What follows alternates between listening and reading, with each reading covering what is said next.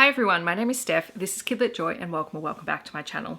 Today I'm going to be sharing with you some books that I have or would read to my Year 2 class, which is the same as second grade, obviously, if you're overseas. A number of these titles I actually read to my class last year. Some of them I read to my Year 2 class the year before, and I'll also mention a couple of other books that I don't currently have in the stack that I have shared with my class.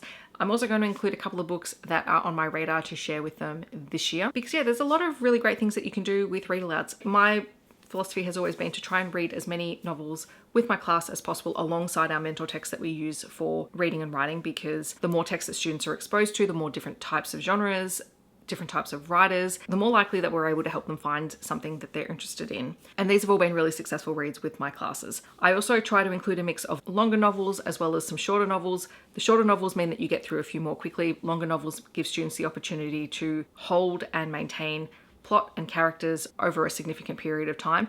Occasionally we will go into reading a sequel to a book. I try not to do that though. I do try to have the sequel available if they want to continue reading it themselves. I've always preferred to kind of introduce them to as many new books and new authors as possible, although occasionally because I share a classroom, we are convinced to then read a sequel. And there's nothing wrong with that, because I think that is also a really, really valid experience, especially when a series really grips the class and everyone's invested in it. So I want to start off with probably my favorite book to read to Year 2s, and it's one that I read last year and I absolutely loved it. I do not know where my original copy of this has disappeared to.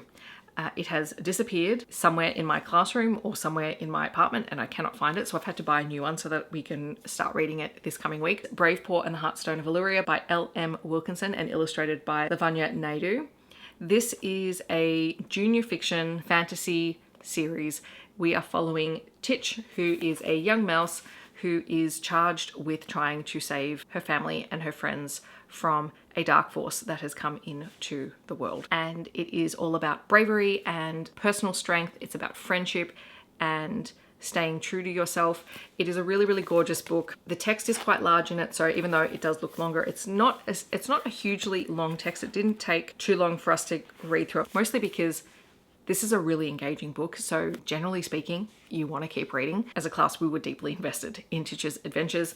It is great. This was one where they managed to convince me to read the sequel. It also has lots of really great illustrations through the book, so it makes it a great bridge between reading picture books and chapter books, because you do get a lot of those illustrations. It also has a lot of fantasy tropes, so it's a really great way to introduce kids to fantasy in a really cool way. And while I don't want to go into it too much, I think there is a tendency to introduce kids to a particular fantasy series, which I'm not going to mention on this channel because I strongly disagree with the author's stance on a number of things. So it's not a series that I recommend or even like talking about. But there is a strong tendency to go to that series because it is the most well-known series, and a generation of parents, that's what they grew up with. Something like this is a really great book to put in place of that for younger readers. So we're talking 7 and 8 year olds, because it includes those same tropes, but does it in such a unique way that is more age appropriate for that readership. All right, since we're talking about longer text, I might talk about the next one. This one was one that I was a little bit at odds with myself when I first decided to pick it up, mostly because I am not much of a classics reader myself personally. So even children's classics, I kind of have to switch off a part of my brain when I decide to read them, and that is Charlotte's Web by E.B. White. Now, this was a book that ultimately we decided to read because there were some links to a unit that we were doing, but also some links to our local community that really fit in with this book, which was, oh gosh, when was it originally written? 1952. So this is quite an old book, and in a lot of ways this is a really great one to read with this age group, because you can also talk about context of when this book was written, because there are a lot of things that are mentioned in this book that are not common for kids these days. And also it's set in the United States, it's set in a rural community in the US.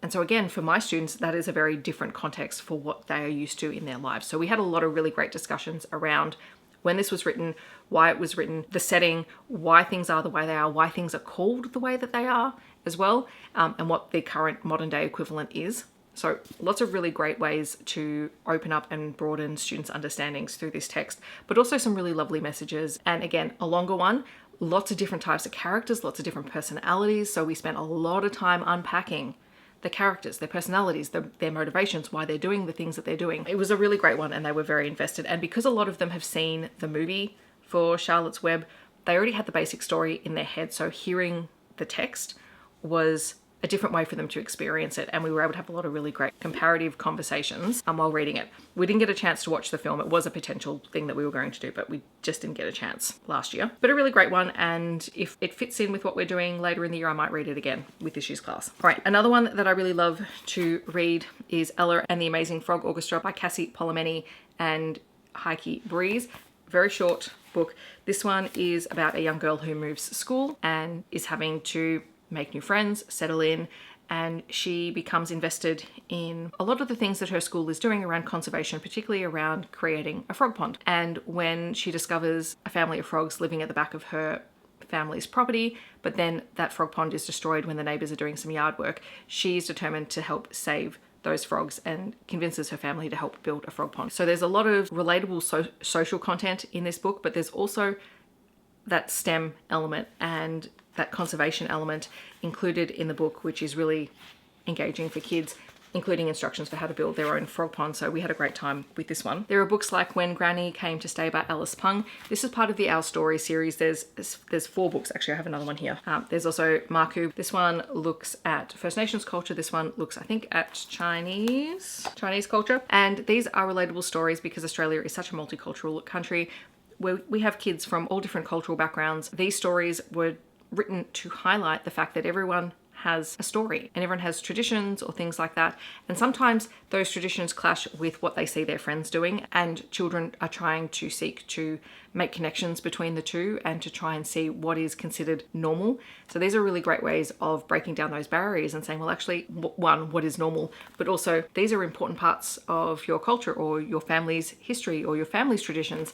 And they're important and people are interested in knowing more about them because sometimes kids feel other and we want them to see that actually, no, this is actually an experience that lots of children have. And these books are really great for that. They're also quite short with large text. So these are some shorter novel options. There's things like the Puff and Nibbles series, which are reasonably old now. This one is Fairy Bread, which is a very unique experience here in Australia. Fairy bread is a treat that we see, and this is about Becky, who only wants fairy bread at her birthday party, and so she ends up making way too much fairy bread and is left with so much of it after her party, and she has to figure out what to do with it so that it doesn't go to waste. Again, highly relatable because it's about kids, it's about birthday parties, it's about a regular treat that Australian children have. Great story to read. There is the Sporty Kids series by Felice, which look at different sports and the way that kids interact and play with one another. Again, a really great topic. The text isn't too small, lots of pictures, enough chapters to make it a sustained read while also still being engaging and including a lot of sports that kids play. Really, really engaging kind of text to read. Handball is a handball or downball, depending on where you are in Australia, depends on what it's called. Really popular game. Another one that's a little bit longer in terms of there's more text in this one is Uncle Xbox by Jared Thomas. This is a First Nations author.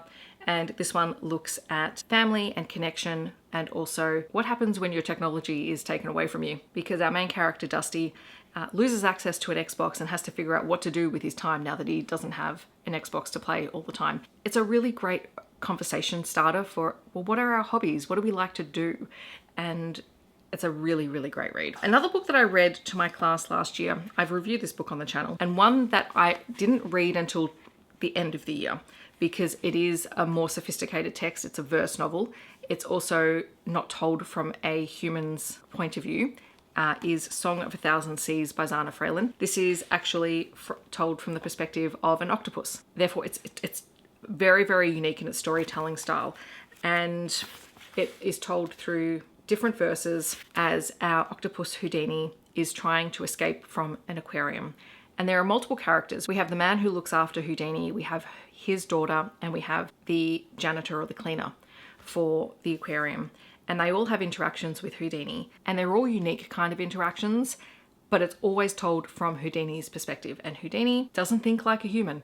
So it's a really interesting, unique story, and it did challenge the students in my class, but they were invested and they wanted to know what was going on, and they were making predictions about, okay, well, what is Houdini going to do, and how is Houdini going to actually get out of this aquarium, and is Houdini going to come back? There's also some really great information at the back of the book around an octopus that Houdini was based on, and the research that Zana Fraillon did into how to write a story from the perspective of an octopus. This one brought up some really great questions. So it's a challenging one, but also sometimes we set our standards high and we challenge through reading. That's what we want to do. Now, another series of books that I haven't read to my class yet, mostly because I hadn't read all of them, and now I have read all of them and I kind of have an idea for how I would like to use them, are the Aussie Kids series. Now, this is a series of eight different very short chapter books that are set in different states and territories around Australia, following different kids, different experiences, kids who are the children of zookeepers to children who are the kids of diplomats in Canberra, kids living in the outback, kids who have moved to Australia from other countries and are trying to fit in, kids who live and work on their families' farms. They're a really, really great series, and we've been talking about how we might use them for some of our units of work because they're perfect for a longer text unit, but one that doesn't take too many weeks.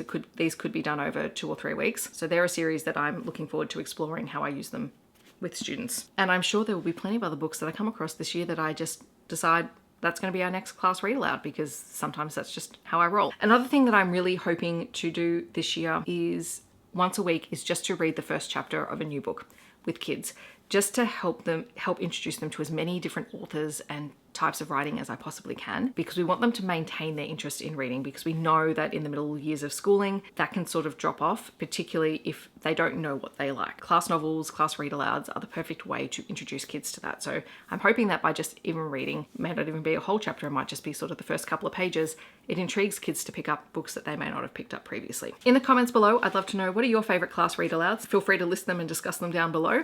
Otherwise, feel free to leave a book stack emoji to let me know that you're here. I hope that wherever you're in the world, you're staying safe and healthy, and I'll see you in my next video. Thanks so much for watching.